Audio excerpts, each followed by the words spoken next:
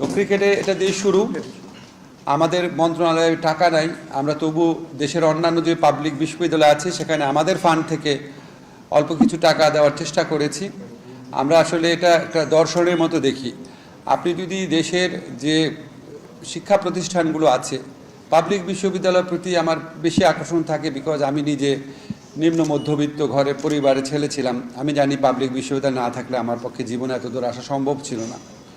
Public বিশ্ববিদ্যালয়ের প্রতি কিছুটা পক্ষপাতিত্ব আছে, ক্ষমা চেয়ে নিচ্ছে। এই জন্য প্রাইভেট বিশ্ববিদ্যালয়ের ছেলেরা আমাদের জুলাই গণঅভ্যুত্থানকারে ঐতিহাসিক ভূমিকা রেখেছে।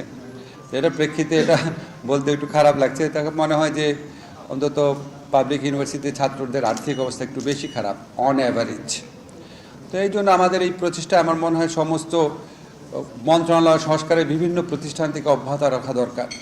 আমি আপনার সরকারের বিভিন্ন মন্ত্রণালয়ে ছিলাম, আমি আপনাদের কাছে বিস্ময়কর কিছু তথ্য দিই। আমাদের এক একটা মন্ত্রণালয়ে হাজার হাজার কোটি টাকা আছে।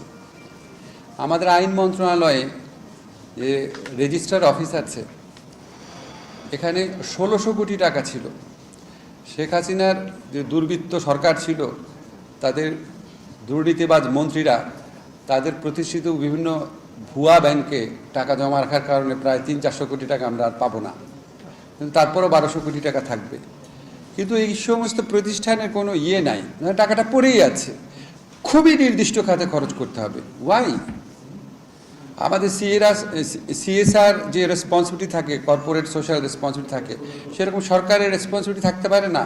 আমার প্রতিষ্ঠানের কাছে যদি টাকা থাকে, আমি যদি একটা পাবলিক প্রতিষ্ঠানকে 2%, 1% করে টাকা দিতে পারি, সমস্যা কোথায়?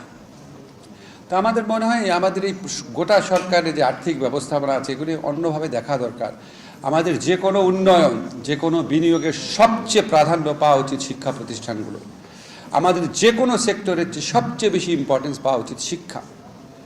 তো আমরা খুবই ছোট একটা কাজ করেছি, এটা একটা জেস্চার মানুষকে বোঝানোর জন্য যে এটা কোনো ব্যাপার না। একটা ক্রিকেট বোর্ড, আপনাদেরকে বললাম, আমি তাদের যেই মাইন্ডসেট দেখেছি, ভবিষ্যতে যদি দরকার লাগে খেলাধুলার ক্ষেত্রে, তারা ইনশাআল্লাহ অন্যান্য পাবলিক বিশ্ববিদ্যালয়কে সহযোগিতা করবে, আমরা বিশ্বাস করি। করবে না ফাহিম ভাই? ইনশাআল্লাহ। তো আমার ক্রিকেটে বাংলাদেশ এখন একটা ক্রান্তিকাল অতিক্রম করছে। তা আমি যখন ক্রিকেটে ফাহিম ভাই ছিল, আমিনুল ইসলাম, বুলবুল ভাই ছিল, ফারুক ভাই ছিল, ওনাদের কাছে প্রস্তাবটা দিলাম যে দেখেন আমাদের ঢাকা বিশ্ববিদ্যালয়ের জন্য এটা খুব চাচ্ছে। আমাদের ভিসি সাহেবও চিঠি লিখেছেন, ঢাকা বিশ্ববিদ্যালয়ের উপাচার্য সাহেবও চিঠি লিখেছেন। আমরা একটা সরকার থেকে একটা এত বড় ইউনিভার্সিটি মাঠ ঠিক করে দিতে পারছি না, আপনারা কি কিছু করতে পারেন? ওনারা সাথে সাথে এটা গ্ল্যাডলি নিল। আমি অসীম কৃতজ্ঞতা জানাচ্ছি। ওনাদের যে অ্যাটিটিউড, আমার আর কিছু বলতে হয়নি। বলে স্যার, ঢাকা বিশ্ববিদ্যালয়ের মাঠ উন্নয়ন তো আমাদের স্বার্থে দরকার, এখান থেকে আমাদের প্লেয়ার আসবে। ঢাকা ইউনিভার্সিটিতে একটা ছেলে 16-17 বছর বয়সেও ভর্তি হয়, এমন স্টুডেন্টও আছে। এবং অনেক বড় বড়, আজকে ফাহিম ভাই বললো, বড় বড় ক্রিকেটার আসছে। ঢাকা বিশ্ববিদ্যালয়ের মাঠ আমরা ইউজও করি, কেন দিব না আমরা? যাই হোক, ওনারা এখন 2 কোটি টাকা দিয়েছেন আপনাদের, যদি লাগে আরও দিবেন। টাকাটা বড় কথা না। এরকম একটা ক্রান্তি লগ্নে আজকে বাংলাদেশ যখন ক্রিকেট, যে ভারতের যে ক্রিকেটের আধিপত্য এবং কিছু ক্ষেত্রে অন্যায় খবরদারিত্ব, সেটার বিরুদ্ধে বাংলাদেশে ক্রিকেট দল যেভাবে রুখে দাঁড়িয়েছে, এটার জন্য অনেক বড় আর্থিক ক্ষতির সম্ভাবনা, অনেক শাস্তির সম্ভাবনা, অনেক ভুল বুঝাবুঝির সম্ভাবনা, সমস্ত আশঙ্কাকে দূরে ঠেলে দেশের ক্রিকেটারদের নিরাপত্তা, দেশের মর্যাদা রক্ষায় যে প্রশংসনীয় ভূমিকা রেখেছে ক্রিকেট বোর্ড, আমি মনে করি এটা আমাদের জন্য একটা মাইলস্টোন ঘটনা হয়ে থাকবে। এরকম একটা ক্রান্তি লগ্নে যখন তারা ম্যাচ ফি পাবে না, অনেক টাকার থেকে বঞ্চিত হবে, আর্থিক ক্ষতির সম্মুখীন হবে, এইরকম একটা সময় আপনারা খেয়াল করেন, এইরকম একটা সময়ে তারা এগিয়ে এসছে। শুধু ক্রিকেটের জন্য না, অন্যান্য ক্ষেত্রেও বলেছে সহযোগিতা করবে। এমনকি এমনও বলেছে বুলু ভাই আমাকে, আমি যদি নাও থাকি ওনারা সহযোগিতা অব্যাহত রাখবে। আমি এই দায়িত্ব নিতেও চাইনি, কারণ আমি দুইটা অনেক বড় মন্ত্রণালয় নিয়ে ব্যস্ত ছিলাম। ল মিনিস্ট্রি একটা ম্যাসিভ মিনিস্ট্রি, প্রবাসী কল্যাণ একটা ম্যাসিভ মিনিস্ট্রি, এছাড়া অন্য অনেক অনেক অনেক কাজ করতে হতো, সব বলাও যায় না। তো আমি এটা নিতে চাইনি, এটা নিতে হয়েছে। তো আমার স্পোর্টস আমার খুবই বড় প্যাশন, আমি নিজে এখনও খেলি।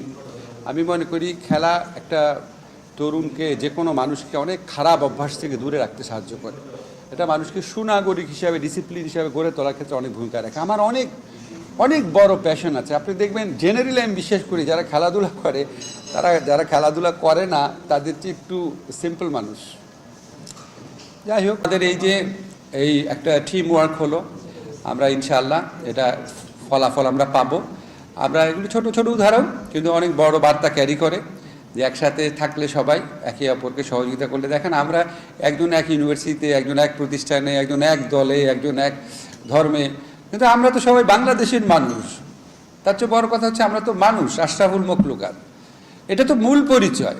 তো আমরা যে যাকে পারি যদি হেল্প করতে পারি, একসাথে কাজ করতে পারি, ইনশাল্লাহ আমরা আরও বড় বড় কাজ করতে পারবো। ভবিষ্যতে যারা ক্রীড়ামন্ত্রী আসবেন তাদের একটা জিনিস বিবেচনা রাখতে হবে, আপনি ক্রীড়া ক্ষেত্রে একটা খেলাকে প্রাধান্য দিবেন শুধু এটা বৈশ্বিক বাজার আছে দেখে, আর বাংলাদেশের মানে মাঠের চরিত্রে যে খেলাগুলো সেটাকে গুরুত্ব দেবেন না, এটা ঠিক না। যেমন আমি যদি 5 বছর স্পোর্টসের দায়িত্বে থাকতাম, আমি কাবাডি খেলাকে গুরুত্ব দিতাম, এটা আমাদের ঐতিহ্যের অংশ। আমি ফুটবলকে অনেক বেশি গুরুত্ব দিতাম। আমরা যখন বড় হয়েছি নিয়াজ ভাই, আমরা মানুষকে ফুটবল খেলতে দেখতাম। ক্রিকেট আমাদের অনেক সাফল্য এনে দিয়েছে, অবশ্যই ক্রিকেটের প্রতি আমাদের সর্বাত্মক গুরুত্ব থাকবে, কিন্তু অন্য খেলাকে আমি অবহেলা করব কেন? আমি দাবার খুব গুরুত্ব দিতাম। দাবা একটা মানুষের মানসিক বুদ্ধিবৃত্তি বিকাশে অনেক ভূমিকা রাখে, কিন্তু আমার কাছে মনে হয় কি আমাদের স্পোর্টসের ক্ষেত্রে মূল ইয়েটা থাকে হচ্ছে আপনার বাণিজ্যিক ব্যাপারটা, অর্থনৈতিক ব্যাপারটা, প্রচার কতটুকু হচ্ছে সেটা। কিন্তু আমার মনে হয় স্পোর্টসের দায়িত্ব হওয়া উচিত কত বেশি তরুণ সমাজকে, কিশোরদেরকে, বালকদেরকে, বালিকা কিশোরী প্রত্যেকে স্পোর্টসে কত ফেসিলিটিস করা যায়, কত বেশি মাঠ করা যায়, কত বেশি সরঞ্জাম দেওয়া যায়। একটা আমি ইংল্যান্ডে পড়াশোনা করেছি, আমি দেখতাম প্রত্যেকটা ছোট ছোট পাড়াতে কত যে মানুষ ফুটবল খেলতো আপনার, এবং প্রত্যেকটা জায়গায় ক্লাব আছে। আপনারা জানেন ইংল্যান্ডে 10টা টায়ারে ফুটবল খেলা হয়। আপনার সবচেয়ে ছোট টায়ারে যে ফুটবল খেলা হয় সেখানেও সবাই 2000-3000 অন্তত দর্শক পায়। এত বেশি সবাইকে ইনভলভ রাখে। যখন সুস্থ বিনোদন থাকে তখন মানুষ অসুস্থ বিনোদনের দিকে যায় না। আমি প্রথমে যুব উন্নয়ন অধিদপ্তরে গিয়েছি, যুব উন্নয়ন একাডেমিতে গিয়েছি, মহিলা ক্রীড়া সংস্থা আছে, সবগুলা জায়গাতে গিয়েছি। ওনাদের কথা শুনে অনেক কিছু নোট করেছিলাম। বিগ এসপিতে গিয়েছি, কিছুই করতে পারেননি ধরতে পারেন।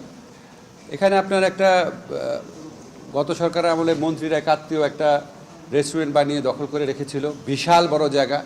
সেই জায়গাটা খালি করিয়েছি, সেখানে আমাদের কমন কম্পিটিশন হবে, অনেকগুলো ফেডারেশনের জন্য জায়গার ব্যবস্থা করা হয়েছে। কিছু কিছু ফেডারেশনকে আর্থিক অনুদানের ব্যবস্থা করা হয়েছে, এটা খুব বড় কিছু না। আমরা যুব উন্নয়নের কারিকুলাম আছে সেটা চেঞ্জ করার জন্য একটা তাগিদ দিয়ে রেখেছি। তারপর বিকেএসপিতে আমরা একটা আপনার যারা স্পেশাল ট্যালেন্ট আছে তাদেরকে একটা বয়সের পর স্পেশাল কেয়ার দিয়ে ন্যাশনাল স্পোর্টস ইনস্টিটিউট টাইপের টেম্পোরারি করাটা আপনি জানেন শুরু হয়েছে কাজটা। যুব উন্নয়ন অধিদপ্তরে যে আমাদের ফ্রিল্যান্সিং যে ইয়েটা আছে খুব জনপ্রিয় হচ্ছে, এটা আমরা একটা প্রজেক্ট গ্রহণ করেছি। সব ধরনের খেলার খবর পেতে সাবস্ক্রাইব করুন, সঙ্গে থাকুন খেলার পাতার।